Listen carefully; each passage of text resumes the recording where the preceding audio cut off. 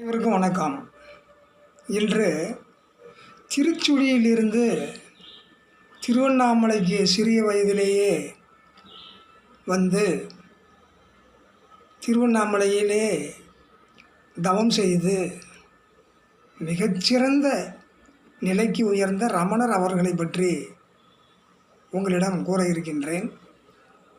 ரமணர் அவர்கள் திருச்சுழியிலிருந்து திருவண்ணாமலைக்கு சிறிய வயதிலேயே வந்து தவம் இயற்றி நான் யார் என்பதை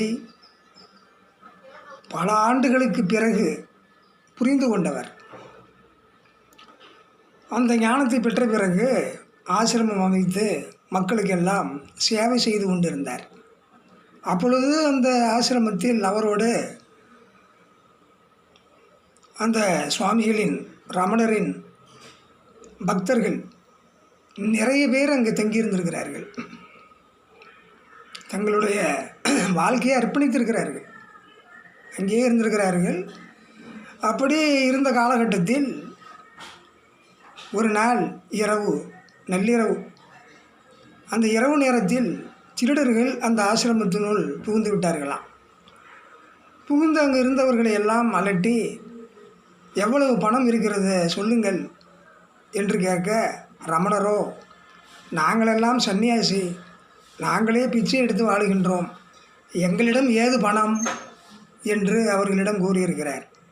டேய், உங்களெல்லாம் நம்ப முடியாதரா, நீங்கள் வெளியில் போங்கள், நாங்கள் பார்த்து கொள்கிறோம் என்று திருடர்கள் கோபத்துடன் கத்த, ரமணர் அங்கிருந்த சீடர்கள் அனைவரையும் ஆசிரமத்தை விட்டு வெளியே கூட்டி சென்று விட்டாராம். எல்லோரும் வெளியில் நின்று கொண்டிருக்கிறார்கள். அப்பொழுது திருடர்கள் உள்ளே, ஆசிரமவாசிகள் வெளியே. திருடர்கள் எல்லா இடங்களையும் ஆராய்ந்து பார்த்திருக்கிறார்கள். எந்த இடத்திலும் காசு பணம் எதுவும் தண்டுபடவில்லையாம். கடுப்பாகி போன அந்த திருடர்கள், டேய், என்னடா ஆசிரமம் வைத்து நடத்துகிறீர்கள், பணமும் இல்லை காசும் இல்லை, சரி உங்களை அடிக்க வேண்டியது தான் என்று வரிசையாக நில்லுங்கடா என்று அந்த திருடர்கள் கூறியிருக்கிறார்கள். அப்பொழுது ரமணரின் பக்கத்தில் நின்ற ஒரு பலமான ஆள், நான் ஓடி அந்த திருடர்களை அடிக்கட்டுமா என்று ரமணரை பார்த்து கேட்டிருக்கிறார். உடனே ரமணர், நாமெல்லாம் சன்னியாசிகள், உண்மை பொருளை நாடக்கூடியவர்கள், அமைதி காக்க வேண்டும், அவர்கள் அறியாமல் செய்கிறார்கள், அவர்களை போய் நீ அடித்தால் அவர்களுக்கு நமக்கு என்ன வேறுபாடு என்று அமைதிப்படுத்தி விட்டாராம். அதற்கு பிறகு ஆசிரமவாசிகள்லாம் வரிசையாக நிற்கிறார்களாம். திருடர்கள் ஒவ்வொருவருக்கும் குண்டாந்தடியால் ஒரு அடி, சமத்தியான அடி கொடுத்து கொண்டே இருக்கிறார்களாம். ரமணர் முறை வந்தவுடன் ரமணனுடைய தொடையில் ஒரு குண்டாந்தடி அடி விழுந்ததாம். ஏ அப்பா என்று ரமணர் கூறிக்கொண்டே இன்னொரு தொடையையும் காட்டி, இதிலேயும் வேண்டுமானாலும் அடியுங்கள் என்று கூறியிருக்கிறார். ஆனால் இந்த திருடர்கள் மறுதொடையில் அடிக்கவில்லையாம்.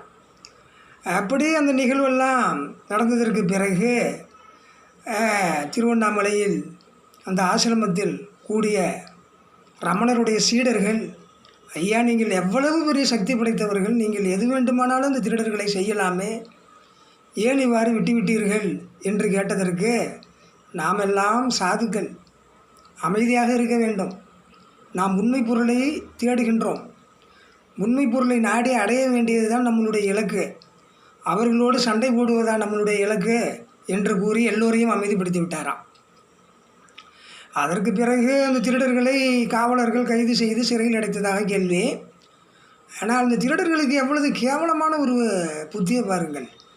இப்படிப்பட்ட திருடர்கள் தான் மறுபிறவியில் ஆடுகளாகவும் மாடுகளாகவும் மரங்களாகவும் பறவைகளாகவும் பிறந்து அல்லல் விடுகின்றனர். எனவே உயர்ந்த கருணாமூர்த்தியாக அங்கு ரமணர் விளங்கியிருக்கிறாரு. அதை நினைத்தால் மிகவும் ஆச்சரியமாக இருக்கின்றது, பூரிப்பாக இருக்கின்றது. அவருடைய உயர்ந்த சிந்தனையை நாம் எல்லாம் போற்றாமல் இருக்க முடியுமா? நன்றி, வணக்கம்.